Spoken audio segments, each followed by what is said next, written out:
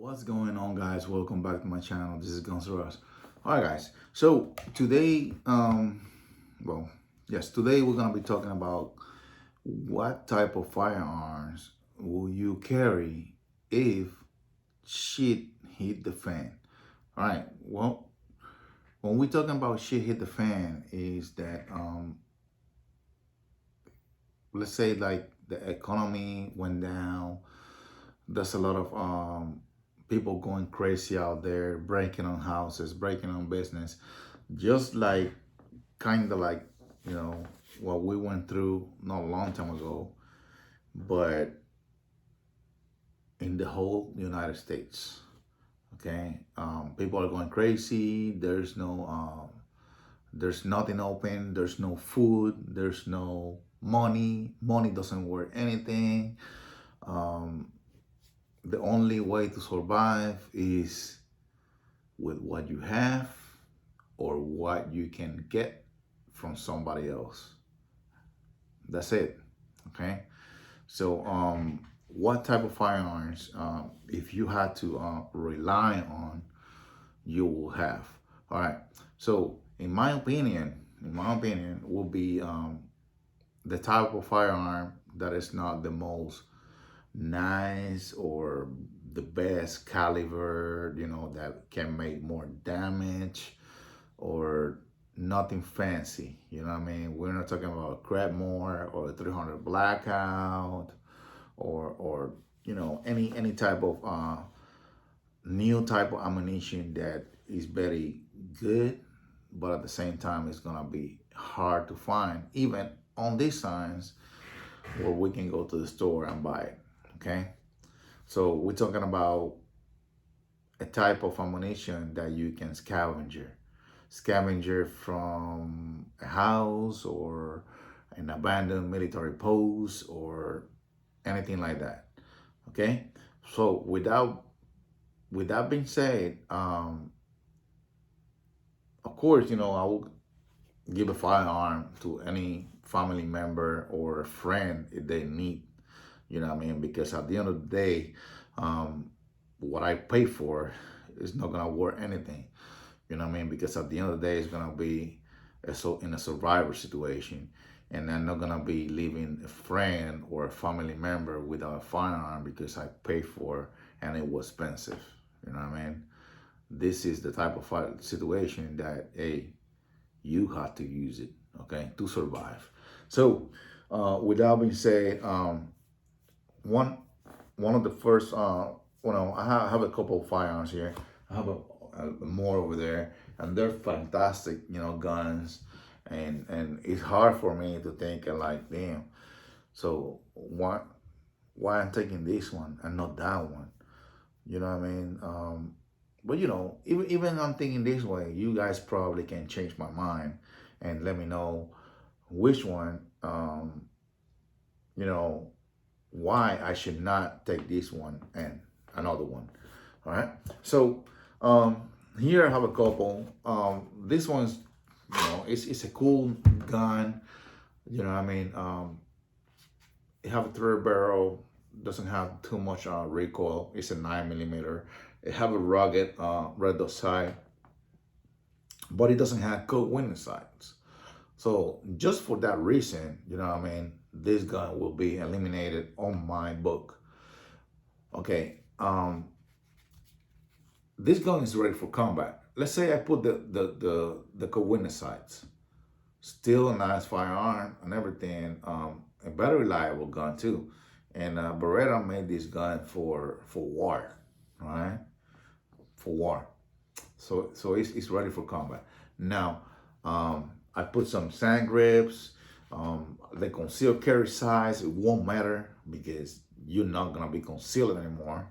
That's it. You know what I mean? It's like the Wild West out there. All right. So one thing I look on this gun is that it's probably not a common firearm.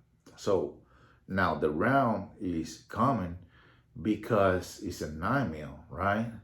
And we all say, hey, 9 mil is the one that we gotta have because there's a lot of them out there. All right.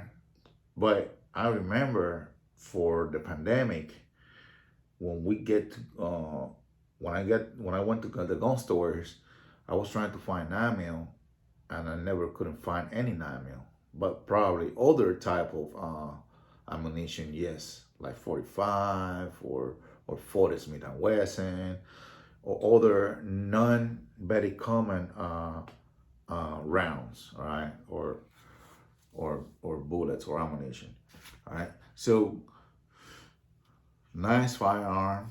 Let's say how on the sides, everything good. You know what I mean? The Holosun have a wonderful like life, battery life. Like I'm telling you, I haven't this optics for more than a year, and I haven't changed the battery, and the battery is still there, working pretty good. I can't stress how much I recommend these Holosun red dot sights. Okay, and they're rugged too, and they work with the sun too. So that's another thing. All right. Now I know magazines. Hey, if we running out of bullets in a situation, we have to swap a magazine. You know what I mean? And we're running, swapping the magazine, shooting. You know what I mean? Running out of bullets, putting the gun back, using another gun. Now we lost one magazine, and we rely on one magazine. Now, to find or scavenger more magazines about from this gun is hard because it's not a very common firearm. So, for that reason, this gun is going to be put to the side. All right. So it's gonna be eliminated. Now, this one you guys are gonna be like, what the hell? No, not what the hell. I'm telling you, in that situation, I will be carrying a military type rucksack. If you don't know what is that, what is a rucksack? It's pretty much a oversized backpack with a frame that adapts to your body in the weight that frame control the weight on your body and you know put it on your waist and your shoulders. All right, and you can go miles and miles and miles with heavy weight on those rucksacks. All right, pretty much in a rock march, like a rock march. So I will take my 45. I know it's adding more weight and everything, but I do not have 22 round. Shame on me, I know. I need to buy some. Then this CLP is dripping off the barrel. Well, so I will take my 45 for a reason that a 45 might be available. You know what I mean? You have to have different ammunition, common ammunition, like 45, 40 Smith and Wesson, and 9mm in my case. All right. I'm not gonna take every single one like the 5.7. I can't even find that on the stores. So how am I gonna find that out there? Same with the 10mm. You know what I mean?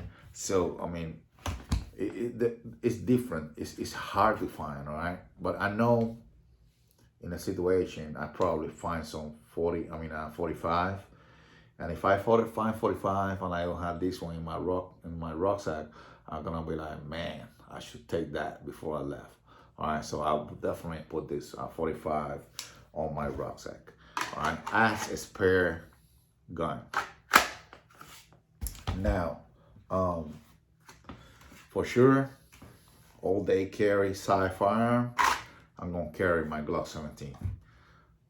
No red dot side, no anything. Just iron side, 9 sides with the handle, thread barrel, 1,000 lumens, and more than enough magazines. All right.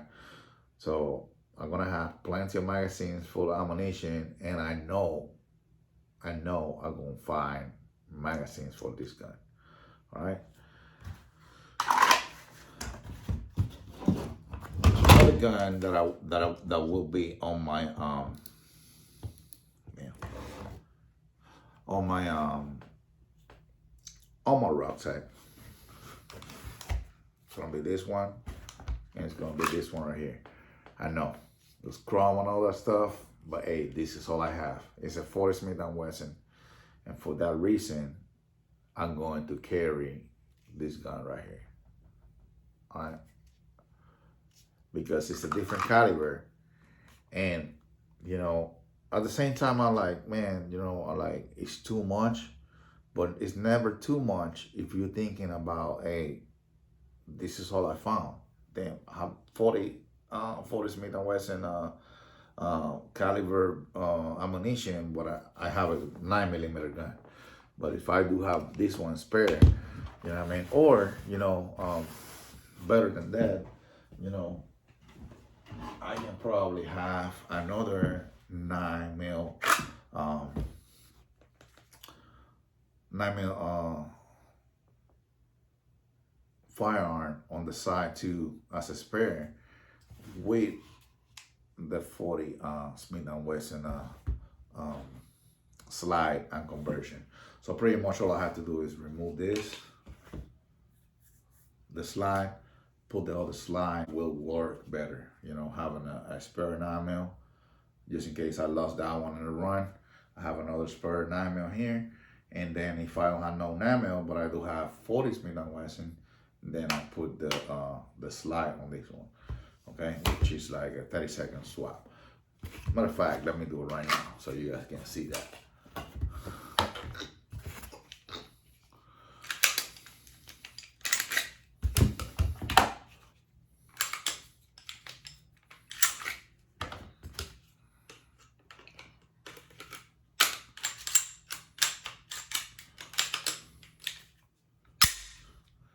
There you go. And then you have a 40 Smith & Wesson caliber, and then you have the 40 Smith & Wesson ammunition in there. This gun is a fantastic gun, the P320. So you can have that option, you know what I mean, just to carry the caliber conversion, and that's it. You know what I mean, you don't have to carry the whole pistol.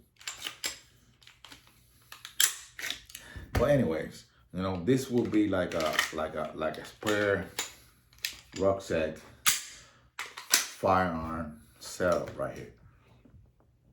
9mm, okay? Because anything can happen in the run. You know what I mean? You can lose the gun, run out of ammunition, throw the gun to the side in a rush, get your rifle, continue with your rifle, recharge, whatever. You know what I mean? Jumping through the house. And then when you get to the safe place, you can pull out either 45 or this one, whatever you catch first, okay?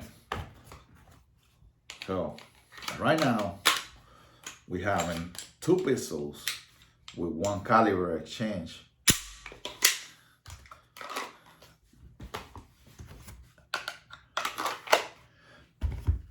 In the rucksack. Now, this one, it's been already eliminated. Even if it's a great firearm. Now, I'm not looking for red dot sights on this. When she hit the fan, I'm not looking for optics. You know what I mean? Because you're gonna be living in a rugged, very rugged and hard situation. You know what I mean? You're not gonna be able to find batteries anywhere. Plus, you're not gonna be worrying about finding batteries. So for that reason, the optics, if I do have, firearms with optics, they better do have good witness sights. Okay, so side firearm,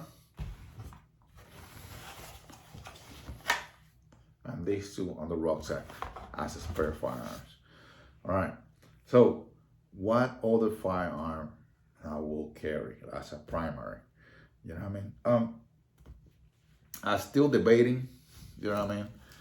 But if I can put in my truck a couple of firearms, I will take this setup right here.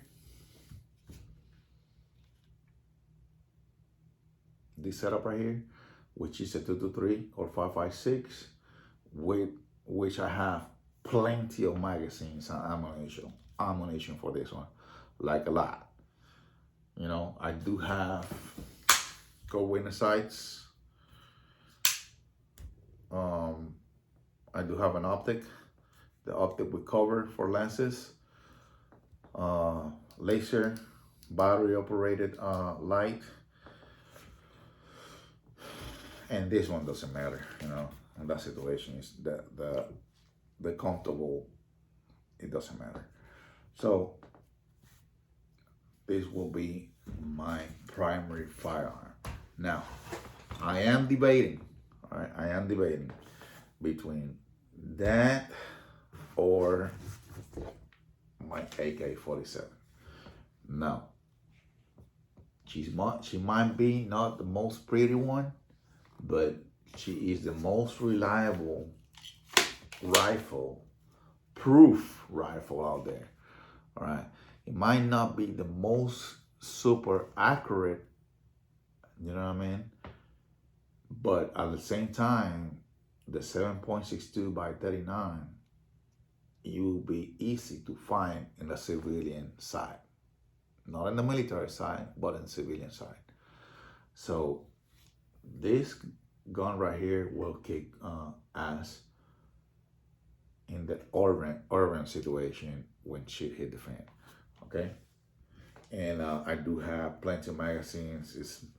It's all steel except for the grip and all the stuff, but the material, everything is rock, and you know, it will be a nice firearm.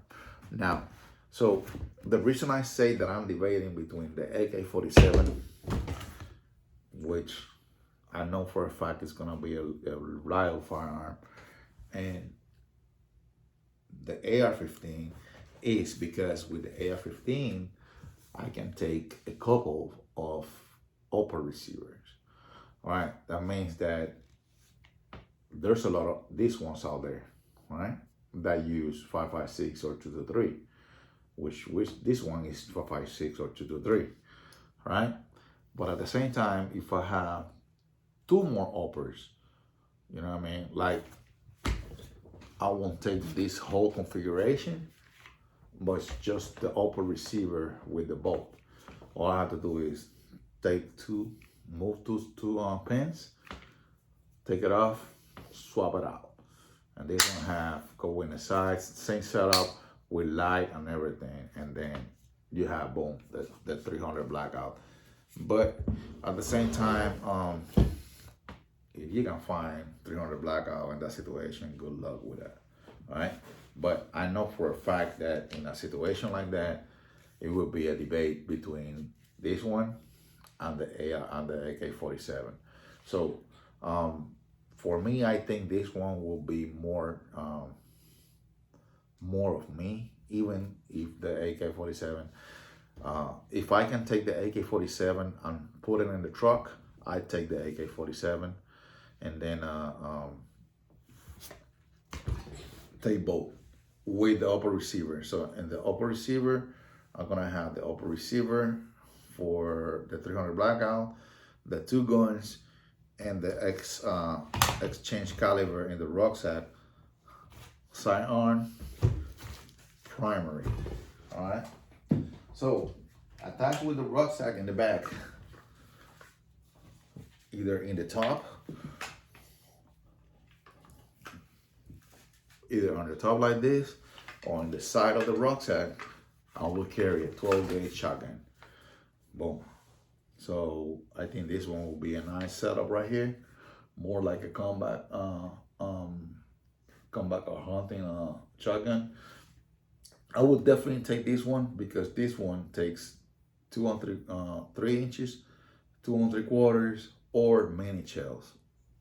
So this one already have 11 mini shells and one in the head. That's 12 mini shells of 00 buckshots in the tube. I mean, on the gun. All right. I have the light, so everything is already set up with a red dot side. Even if I don't need the red dot side, I just remove it, and I have ghost rings here too.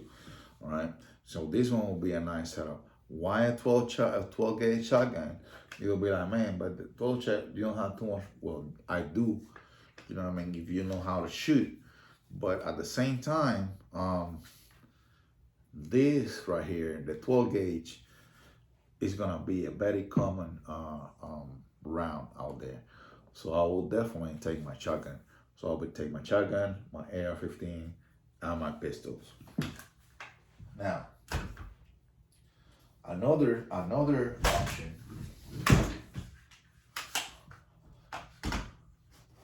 Another option, right? Taking my two pistols in the rucksack, my shotgun attached to the rucksack, my side pistol, and the two upper receivers in the rucksack, right? I will take this one as my primary right here, because this one right here, you can shoot long distance, or you can shoot short distance, because it's an AR-15. But at the same time, you have a scope to shoot 3 to 400 meters, no problem. You know what I mean, with this scope right here. And plus, if you need to exchange the caliber, all you have to do is move the two pins, drop a short barrel, a 5.56 223, and there you go. You have yourself a SBR with a Bostock and a 223 5.56, which is a very common round, right? Which you can save this one back in the rucksack with the other 300 Blackout. Now the 300 Blackout will be like you carrying more extra, you know what I mean? But at the same time, you don't wanna not carry it, because you're probably gonna need it later. You know what I mean? Not because you wanna hoard stuff, but because you're probably gonna need that caliber change. So what I'm looking right here is for availability for ammunition. You know what I mean? Sometimes you have to drop reliability, like the AK-47. I will take that gun as my primary any day, with my sidearm as a Glock 17. You know what I mean? And a shotgun in the back, and that's it. If I had to run out, that's it. But if I had the chance to grab a setup, I probably grab this one right here as my primary, the sidearm, or inverted to get the 223 5.56 on this setup right here with the Bostock. This one attached to my rucksack with the shotgun, and the other two firearms on one side. Okay, but the point is, I have two setups. It's gonna be the 7.62 as my primary,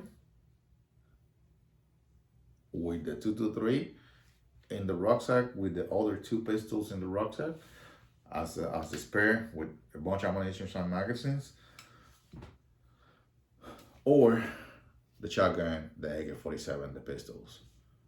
Okay, so it's hard to say, you know what I mean? I know I have to work on it, but at the same time, I do like that AK-47 as my primary.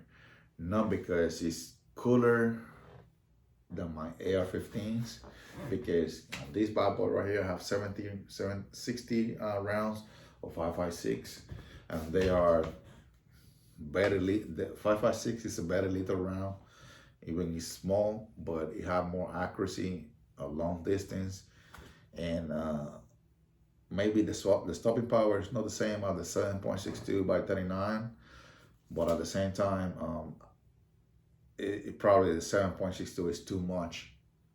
Well, it's not too much when you want to take somebody down, but the 5.56 is gonna do the job, no problem. 1-2 rounds, that's it. You don't need more, because it's a very powerful round. So, but what I'm looking right here, like I said right now, right, is that if I run out the 7.62, that's it. If I find another type of rounds, I'm not gonna be able to do anything. But if I do save the two upper receivers with me, and I take this as a primary, or the inversion, this in the rucksack and the other 5.56 and the 223 as my primary, and this one as a upper receiver exchange, which all I have to do is the magazine and the upper receiver with the whole bolt, two pins and a magazine. That's it. So there's no tools needed to move this from this or the other one. Two pins, change magazines, and that's it. So same thing with the 223 and the 300 blackout. All I have to do is change the upper, even the same bolt and the same magazine. The only thing that is gonna change is the ammunition inside the magazine, inside the 223 and 4x6 magazine. So there's plenty of things that we need to think about when you buying a firearm. All right. Sometimes we buy stuff because it looks cool. You know what I mean? But we have to think more ahead. You know what I mean? Of I know sometimes we exaggerate it like a freaking zombie apocalypse or something like that. You know what I mean? But you never know what is going to happen. Look at Syria right now. The whole place is destroyed. You know what I mean? People they did have firearms, but they did not have enough. So it's not gonna be never enough. You know what I mean? And it's not gonna be never enough on ammunition. You know what I mean? So ammunition is very important too. You know what I mean? You can have all the firearms you want to, but at the end of the day, if you don't have enough ammunition to sustain you, you know what I mean, for a situation like this, then you have firearms just to have them, you know what I mean, like toys, not for the full function of what is behind that firearm, which is gonna be to sustain you in a situation, in a war situation or a firefight situation. You know what I mean? So I just recommend you guys to think about all that stuff, you know what I mean? And to train on your firearm, right? I mean, not just buy guns, guns and guns and guns and guns and guns and guns and never train with them. You know what I mean? I constantly, all the time, switching parts. Sometimes I put a part or a sight or a red dot sight in a gun. And then it's not because, and I swap that sight, and it's not because it doesn't look nice in the gun. It's because I don't feel comfortable with that sight in that gun. So that's why I'm like constantly, like upgrading and moving back and forward from one side to another one. You know what I mean? Until I find that spot like I feel comfortable. Okay, now I feel comfortable with this gun. Now I feel comfortable gripping this gun. Now I feel comfortable with not having the tape on the sides and the grips in the front and the back, but I still got that grip that is the gun is not gonna have. It's not gonna come out of my hands and it's not gonna scratch my skin. You know what I mean? And all that good stuff. So I feel comfortable with that item size co-witness, but the size doesn't take the whole picture in the glass of the sight, but I still see that co-witness. So I feel comfortable if that glass breaks, I still go and see through it, you know what I mean? Or remove the glass and keep shooting, you know what I mean, with the co-witness signs. So all that things we have to think about, you know what I mean, when you are getting a firearm, not just a look or pimping your gun, you know what I mean? Reliability, okay? So that's the thing we gotta think about. Like this gun right here, I didn't spend not that much money in this gun, but at the same time, it's a very reliable firearm. I took it to the range and I put several hundred rounds in the gun, and the gun was shooting okay. You know what I mean? Now, it would shoot 1,000, 2,000. I don't know. I don't know because I don't want to burn the gun. The gun already shoot fine. You know what I mean? I didn't have no malfunction. But at the same time, I'm not gonna put 2, 3, 4, 5,000 rounds in the gun. You know what I mean? Because I know one day it's gonna give up. You know what I mean? The wear and tear, the pin probably breaks, or other parts are gonna wear out. You know what I mean? So if I test it, I go to the range and I shoot it with the gun. I put a couple of hundred rounds to the gun, and the gun doesn't have no malfunctions. I know the gun is working already. You know what I mean? Unless I'm like, you know what I mean? Like, I like to go to the range a lot and practice, like really hard with the gun. But at the same time, the more you shoot in the gun, the more you need to know that you are taking life off the gun. So that life cycle of the gun is wearing out when you're using that gun too. So don't think because you're shooting 5, 6, 7,000 rounds, the gun is gonna be always gonna be reliable and never gonna break or wear out, because these things, they do wear out, right? Even in the military, um, they go to different type of tests, gaugings, and you have to be taken to the gunsmiths and for inspections and all that good stuff. Barrel swaps. Sometimes the barrels hit the life cycle, so they have to swap the barrels. You know what I mean? Because the accuracy or the function is not gonna be the same. So that things we gotta look on the guns too. You know what I mean? Especially when you buying also when you buying a used gun. You know what I mean? It might be new in your eyes. Maybe it doesn't have one scratch in your eyes, but do you don't know if that barrel, you know what I mean, and that firing pin is been through 5,000 rounds. Well, but we are out of the conversation. All right. So the point is that you have to prepare yourself. You know what I mean? And if you're a gun collector or a gun enthusiasm like me, you need to know that in a situation like that, you cannot carry the whole, um, um, the entire safe, unless you have like a big truck and you can throw everything in there. You know what I mean? Everything, even if you're not gonna need it. All right. But you have to think about all that stuff. All right. Which ones are the ones that are gonna be your babies, that are gonna be defending your life for the rest of the road, all right, down the road. So, without being said, guys, I still on the side. There's a couple of setups, but also, I'm not by myself. I got my wife, I got my sons too, my daughter. So I mean, they can also carry guns like other firearms. You know what I mean? I do have a Scorpion, which is a 9 millimeter. That it will be easy for my daughter to shoot better than a handgun. You know what I mean? Yeah. So I have another 5.56 rifle.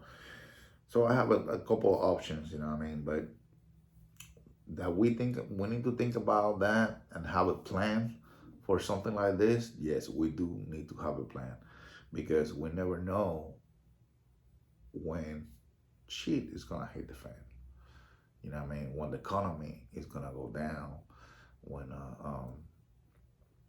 somebody is gonna try to do an invasion in another country.